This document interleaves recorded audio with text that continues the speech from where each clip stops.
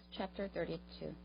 When the people saw that Moses was so long in coming down from the mountain, they gathered around Aaron and said, "Come, make us gods. Who will go before us? As for this fellow Moses who brought us up out of Egypt, we don't know what has happened to him." Aaron answered them, "Take off the gold earrings and that your wives, your sons, and your daughters are wearing, and bring them to me." So all the people took off their earrings and brought them to Aaron. He took that they handed him and made it into an idol cast in the shape of a calf, fashioning it with a tool.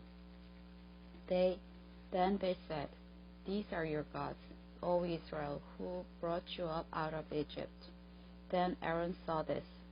He built an altar in front of the calf and announced, "Tomorrow there will be a festival to the Lord." So the next day the people rose early and sacrificed burnt offerings and presented fellowship offerings. Afterward they sat down to eat and drink and got up to indulge in revelry. Then the Lord said to Moses, "Go down, because your people, whom you brought up out of Egypt, have become corrupt.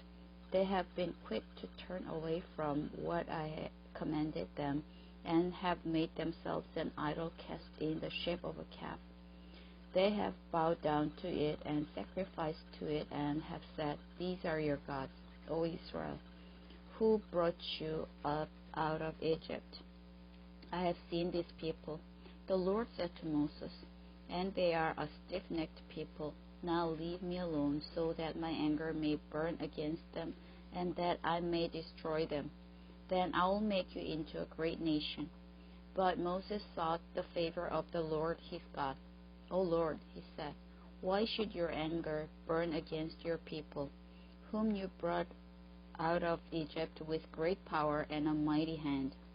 Why should these Egyptians say, 'It was with evil intent that he brought them out, to kill them in the mountains and to wipe them off the face of the earth'? Turn from your fierce anger, relent, and do not bring disaster on your people. Remember your servants Abraham, Isaac, and Israel, to whom you swore by your own self. I will make your descendants as numerous as the stars in the sky, and I will give your descendants all this land I promised them, and it will be their inheritance forever." Then the Lord relented and did not bring on his people the disaster he had threatened. Moses turned and went down the mountain with the 2 tablets of the testimony in his hands. They were inscribed on both sides, front and back. The tablets were the work of God. The writing was the writing of God, engraved on the tablets.